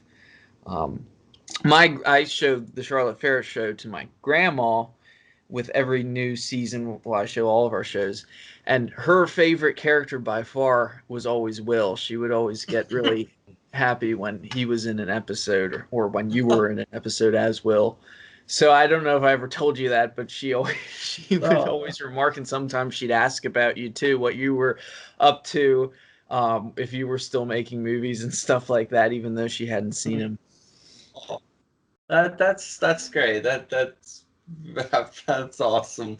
I love playing that character because I would just ramble off just whatever popped into my head and just go for it. You would write down a few things, a few prompts of what I could do, and then I would just go and just get going. Yeah, and then I'd have an ellipsis dot me going on the phone. You could, like, a few times where you just hear the audio from the phone and I'm just going. I think my favorite episode, though, with Will, by far, was the one where we got to see, like, his daily routine. Yeah. Of him playing video games and stuff, because I came up with a few ideas, especially, like, the one where he uses the tie to wipe his face. I mean, he's in these kind of movies as well. Sitcom. Well, perhaps Will return yet again. Let's hope so. Yeah. And I mean, I've really been enjoying. How does that make you feel? I remember I tuned in every Friday the first season last year, and I found it very relatable in a way. The mundane struggles, and very kind. Like, that's what I like about it. It's just such a light, calm, fun watch. It's like something to look forward to every Friday. I'm happy to hear that. That's always what we go for. It's something just very innocent and pure, and I love it. A lot of the stories are actually kind of based on real life experience, either from my first few years of marriage or from friends of ours. The first episode this season, actually, someone we knew, the husband didn't like the house that they were buying, and the wife didn't like the house they were buying, but they each thought the other one really liked it, so they didn't want to hurt each other's feelings, so they were going with it, and that was kind of the premise of the premiere episode this season. Oh, nice. That's good. Yeah. No, you have owned the within the league's awards, the best show. Until this year, it's always been. Until this year, I came in. Yeah, the only times you have been beaten was this year, and then back in 2012. I do remember the Survivor season 2, actually. Wow, it only happened twice. It's only happened twice, though. Champion, I also did the only series for several of those years, I think. That's what you want to keep up with, because you gotta have the constant, episodes and sort of upload throughout the year. So I understand why there might not be as many series nominated, because it's a more difficult one to keep up with for some people. Independent. Oh yeah, I can say for the Survivor was tough. Yeah, I mean, we always film all the episodes in like 2 to 3 shoots. To just kind of do it almost like a film production, but it's just then broken up in post-production into the separate episodes. That way we make sure we have everything kind of lumped together and ready to go. Because the whole season 2 of How Does That Make You Feel is done and ready to be released. and it's actually all uploaded and scheduled for release all the way through May. How many episodes is that again? What was that? How many episodes was that again? 10. That's Okay. our standard. What we usually do per season is 10 episodes. Yeah. Hey, I hate to cut this short again, but I have another meeting at noon my time. So it's really fun to be able to catch up. Yeah. Yeah, it was. And maybe I don't know if you'll still be here in another half an hour, but probably not. I'm Okay. trying Yeah, I think we'll probably I think we're all wrapping up just waiting to soon. see if. Yeah, well, I think we're waiting to see if Jacob was gonna stop by. Okay. Yeah, well, I was kind of waiting to see if he was going to show up. Well, I'll say goodbye then, and good luck with your projects, and of course we'll be in touch. Yeah, the same. Oh, Yeah. absolutely. All right, Good see ya. luck. Bye. Yeah. See ya. There he goes. There he goes. Yeah, I mean, anything else LCU wise to discuss? We went a little bit off topic there. Yeah, I was about to say, is there anything else with the LCU though? I mean, yeah, Legend Script. Legend Script is almost done. I It's presume. gonna be finished. I'm gonna really work hard on getting this done. I remember it'd one be right now. interesting. Yeah, it'd be interesting to make like a script reading together. Yes, a script would be nice. Of course, obviously it will probably be, edited down. I mean, you guys will, I would love to have some more input on it and stuff, of course, once I get it finished. But at least we'll have something that we can, like, cohesive from beginning to end that we can read through. Yeah, we can do a little bit of a table read, and I don't think we'll probably get everybody there, but we can share the roles a little bit.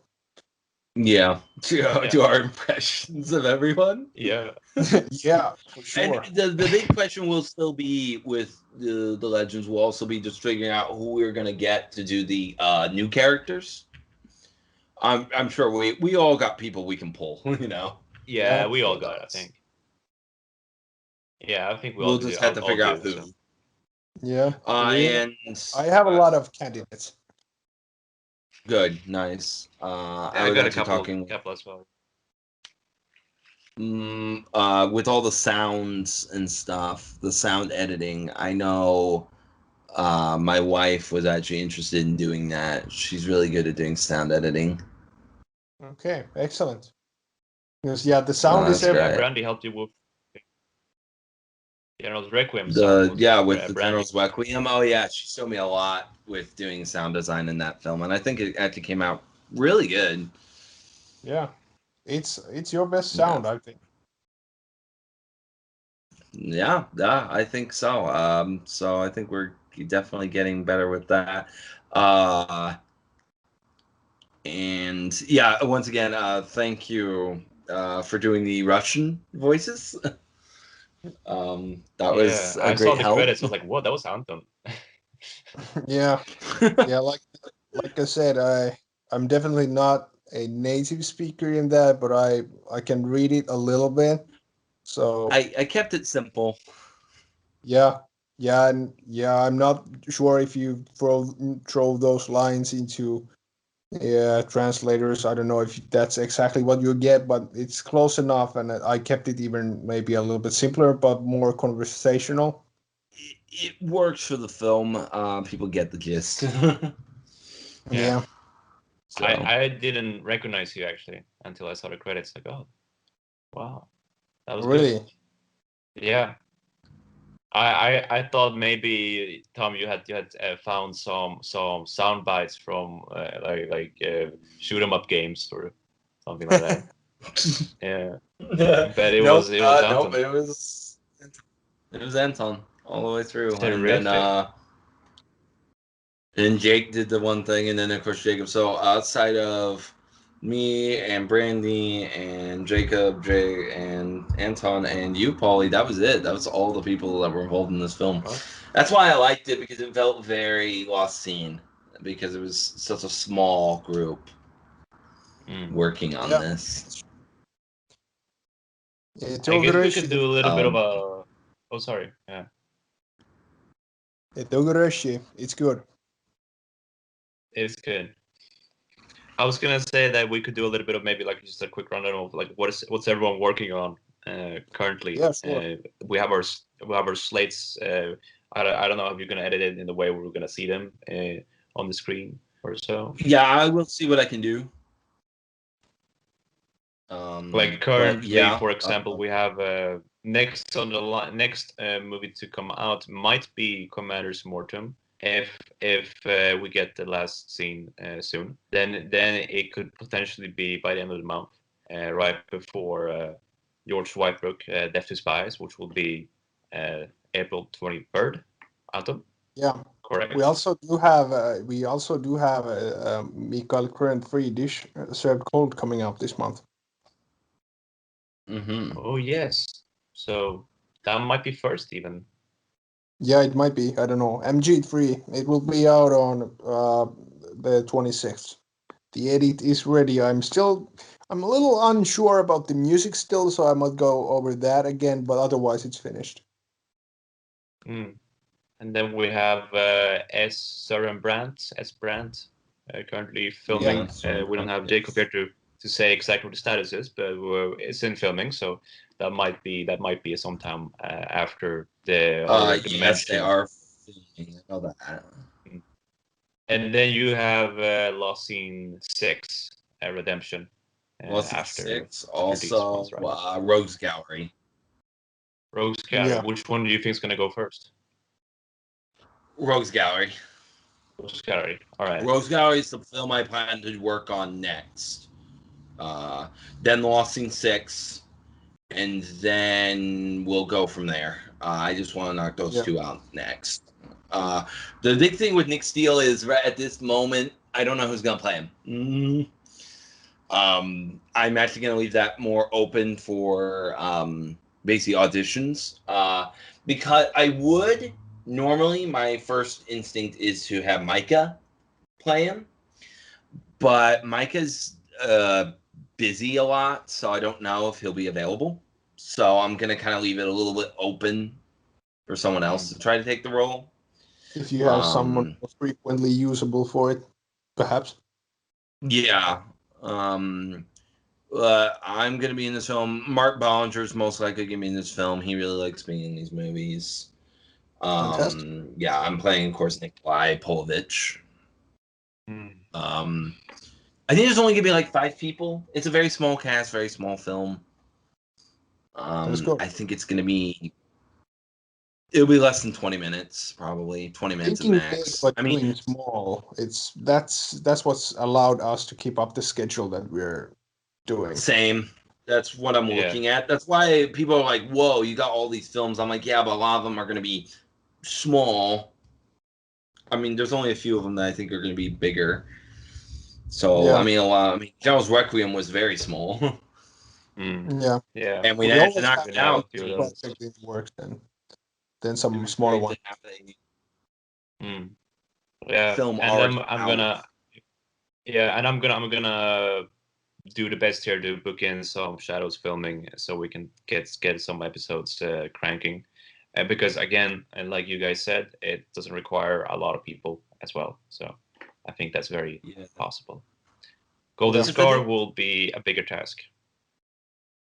The longest, I think, is Red Mosaic the longest film in the LCU? I think it is. Well, I think. Oh no, Legacy is longer than Mosaic, Legacy. so. Legacy. Okay, yeah. I knew one of them was. I knew it was one of the Clank films. It's like that really one's long. 2 hours 21 minutes, which I believe is just a little shorter than Shadow Revenge, your film. Yeah, it's 1 minute shorter than the Shadow Revenge. Longest film I've worked on is Martial Law 3. Yeah, you had the longest movie out of the LIF people. 3 hours. Well, in the LCU, I think we have the shortest film. I think Chess is the shortest LCU film. Yeah, I think 4 minutes. So. Yeah, so we range. So these films range from 4 minutes to 2 hours. 2 and hours. 20 minutes. Yeah. Yes. Yeah, there's no boundaries on that one. One day I want to calculate how long it would take to watch the entire LCU. Oof. Yeah. Oh man, that will take a while, I'd say. Yeah, I still also need to get a hold of I still need to get a hold of Brock, Zeke, and Otto Nilsson to see if I can get a hold of their 2 films that I don't have. Hayden and Brock, I have them on Instagram, and I know you might too, Anton. And Hayden and Brock, they sometimes they like things I post, so they could be accessible through Instagram. Yeah, I was in communication with Hayden a few summers ago. We were talking about getting together to film Niven, but I need to get recontact with them. But I'd really like to get a hold of, and even if we got to post it somewhere, just kind of unlisted somewhere, I don't mind doing that. Just so I basically my thought is, hey, I know you guys, I know this film, but it'd be for the LCU fans. And you don't have to worry about everyone else watching it. It's mainly just for the fans. Yeah. Or even if it's just for us as a group to watch it, because it would be great to so us as a group, so we can watch these films, all of them, because it's kind of a shame having 3 films missing. I'm lucky I have range on my hard drive. I need to see that again. Yeah, I need to post it up. I've also remade that one. Yeah. You have remade Range, huh? Unless we post the remake. Another double roll for Anton. Anton also played. Yeah, because we're missing Vin, Range, and Blunt Dignity. 1. Yeah. That's all we're missing. Blunt Dignity. What? How come that one was the copyright reasons? Why that one I think it was the copyright reasons, but I'm like, if he just puts it on like either like Google Drive or like Vimeo, he should be fine. So I'm gonna talk with him soon about posting that up, because I was also I'd like to see that film. Yeah, I was actually gonna talk to Odd at some point. Actually, just actually talk. Because David said something interesting the other day. I said, "What if like in this is I mean an idea. What if in Shadows, because it's a bar scene, what if all of a sudden it's like the bartender happens to be William Tyler?" That would be pretty awesome. Would be so cool. And that was David's own suggestion, and like, it's funny that you suggested it, because I had not really, it hadn't crossed my mind the fact that, hey, Otto lives in the same city as I do. So yeah, you guys could actually do that. Well, and I want him to film. I'm hoping that we're able to film like live action. So the beginning of the movie and the end of the movie are like video. To with some trick editing and stuff, have it where Niven meets Tyler at the very end of the Legends. Wanting to edit that, where he walks in, and Tyler's like, sorry, bar's closed, and he's like, hey, Will, and he's like, Ed, and just end the movie basically right there. That would be badass. Because he was talking about going to see him at the end of Lost Scene 5. Yeah, that's a good setup. Tyler just had the most chill time in the LCU after the events of Blunt Dignity 2. I mean, the events of Blunt Dignity sucked, but after that, he's been just chilling at a bar. Yeah. While we've all been like getting killed constantly, over and over. Over and over. Actually, before we go, one thing I was going to mention earlier, I absolutely loved your performance, Anton, in Evan Roscoe, First Assignment. Oh, really? You were great in that. I love it. Now what? You were like Boris Grushenko in Goldeneye. yeah, I was going for that. Yeah, I could tell. The shirt gave it away. Yeah. My intention for the Evan Roscoe films is that I'll be the villain in each of them, kind of as a joke as well. And another reason, because I just want to keep it like me and Eddie film all the films, at least for now. But like I want to I try to be like a character actor in that series. Like I make every villain as different and eccentric as possible. Like now the next film that we're working on right now and will be out early in the summer, I guess, The Man from Scandinavia. The villain, he will be very different from Taron Highmore in First Assignment, and a very different character. You'll see. Also, that's going to be the thing where like I remember in the $1 Million Bill, you were also the bad guy there. I like that performance a lot too. The black and white film. Yeah, it was fun. So whenever Eddie is the hero, you're the villain. The 1-year anniversary of that film, probably to the day almost. Oh, well, I think so. That was a week after, that we were there. Yeah. Yeah. And we have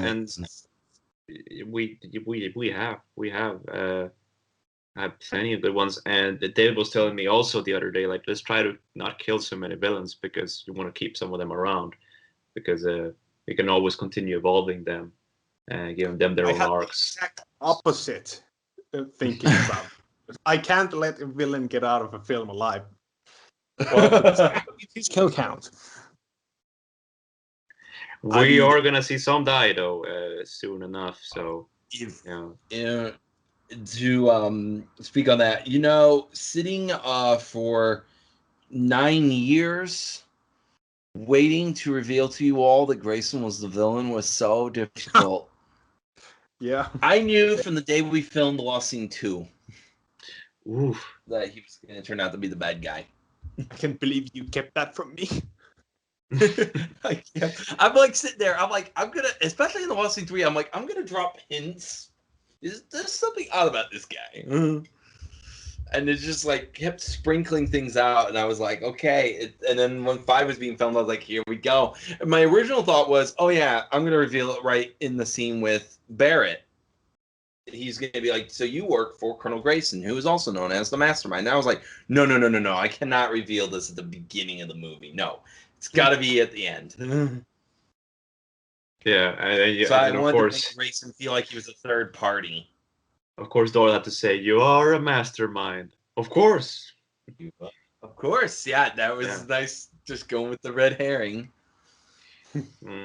We really need some reason to show, like, well, we've established that there are a lot of Pavloviches, so we need in some film all of us standing in a row with fake mustaches, and then that's the whole family, like all of his brothers are there. Hello, my name is Artemy Pavlovich.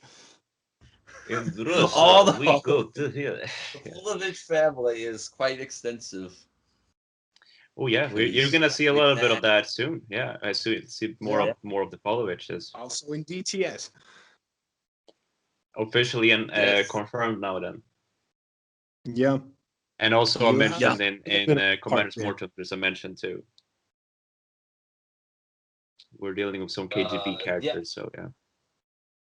I want to tell you a funny thing how that movie came to be, because it was a little bit after Halloween. Dave was visiting, and we just watched YOLO the horror movie, and it was late. And at a point, Dave just made a joke saying, "Hey, I mean, what if we just made Adams?" And then he made like a pose, one of those, like James Bond poses, And I just started laughing a lot. Yeah, sure. And then like a couple of days go by, like, actually, you know what, we could do that. And then like the same day as we filmed the last bit for the mockumentary project, right after filming, the whole idea, the whole movie just came to me, and I was sitting there talking about it, like, I had this idea and this idea, and then it goes and does this, and then that's how it really happened. And then David and Emilio got really on board with it, and then we started in January. So it was fun. It was a quick thing, started as a joke.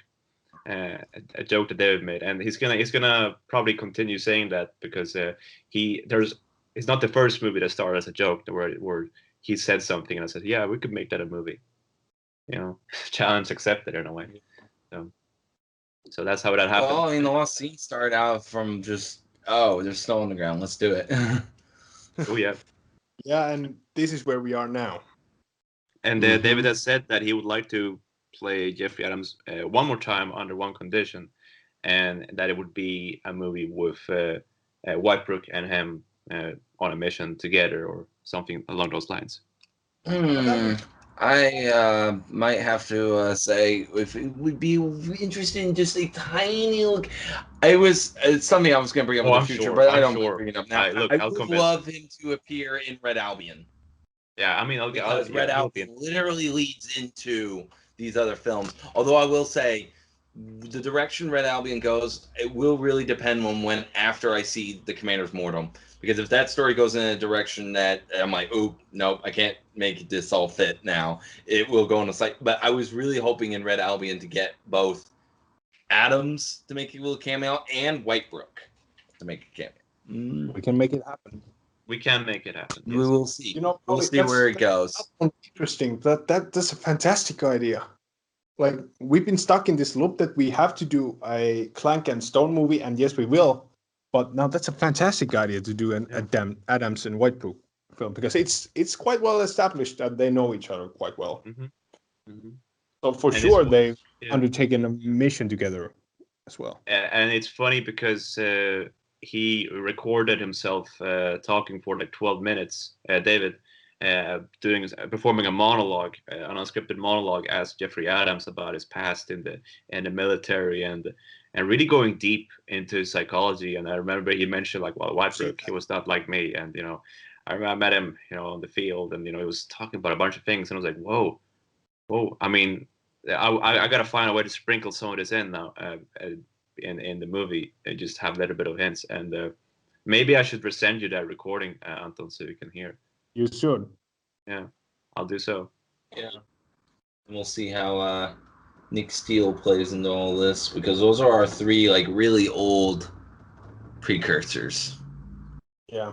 Characters, because everyone else doesn't really get started up until like the 90s, 80s, late 80s, 90s, before any of the other precursors really would get started.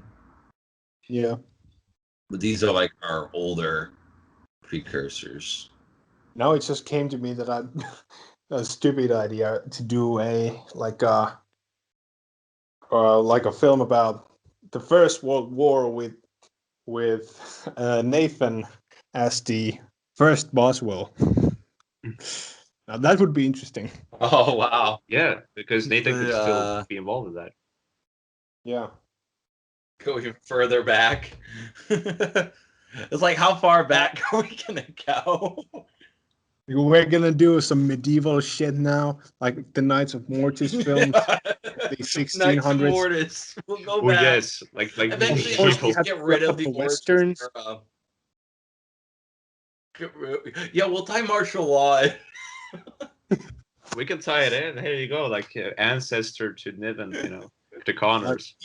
Well, basically, we are working on a bunch of Connors. Oh my gosh. We're working on a bunch of westerns right now, and we can just, tie them in as well, because, I always say that all my films are connected. So basically, I was gonna say that. Yeah. Yeah, I've learned. I mean, literally, Chess was not made as a Lost Sea movie, but it became a Lost Sea movie because it fit. Yeah. Also, I wanted to add some backstory to Deacons. You guys are gonna hang around here more, or are we gonna wrap this up? I think I'm pretty much wrapping it up here. Doesn't look like good. I'll work on games, unfortunately, right? Yeah. Yeah, unfortunately, we'll have to do a different recording with him, talking to him and stuff. And of course, I mean, as you say, Anton, that'll be one less lost scene. Mm-hmm. Yeah. I love that line. It's cheesy, but I love that line. On the spotlight. Just gonna throw that in there.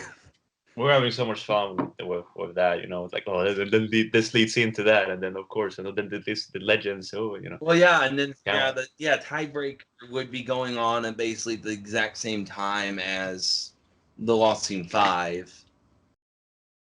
Well, Niven's off hunting Grayson right there and pretending to be Polovich and everything. You guys were doing your thing. And then the post-credit scene. So basically, yeah, then at the end, we see you know, Glenn Harvey having to hand over the files to Emerald Hemsworth. Then we get that ending scene. So after the events, after the main movie, we then would cut to the last scene from Tiebreaker. Yeah. When we see them going out. And then you get the General's Requiem. And then you get the post-credit scene from The Lost Scene 5. And then you get the Legends. Oof. Yeah. Imagine that edit, you know, having like Imagine editing this all where everything is actually the exact same. Niven will never have, I will say this before we go, Niven will never have any like prequel stories in terms of, I mean, he already kind of does have a prequel story in The Lost Scene 3. No, to me, Niven's story as we know it, I like it just beginning. It began on that day at the gun range. That's where it starts. Yeah. I don't plan on That's ever good. showing him before. No, that's good. I think, and it would be hard to show Pictures. track, I guess. Nah, I just find it's a good starting point. It's a great starting point for the character because before that, I mean, there's this military career, but there's nothing really too much to show with that. Yeah. And to me, that really is the good starting point for him. It's good. It's nice. It's nice. Yeah, it's really exciting that it's formed to this extent now, and we're only getting started in the new era, in the new precursor era, really? but also at the same time, as you said, concluding up some of our current storylines too, which will be quite good to do soon. I was recently at the Solna Gate where we filmed the offices, where we filmed the CIS building, and walking around there, I was like, oh yes, coming back here feels good. It's time, you know. It's time to be in this world, and that is the intention. So this summer will be tough work on stuff. All right. Well, thanks for chatting, guys. It's been great. It's been great just kind of just seeing where we're all at and swapping some stories and stuff. So, yeah. Definitely looking forward to seeing what we got for the future. We'll definitely be doing this again some point soon. Yeah. We're covering different topics. This a bit more frequently than once a year. Yeah, and you know, we're going to cover some different topics here, and then also going over some trivia together, perhaps, and then eventually, absolutely. And then eventually, of course, our own script reading on the Legends. Mm-hmm. Yeah, we should do that very soon. So maybe Tom should get to work. Very soon, very very soon. Excellent. We're ready. Yes. All righty. Take care, guys. Yeah, same. And we'll see you soon. See you soon. Yeah. Yeah. Bye. Bye.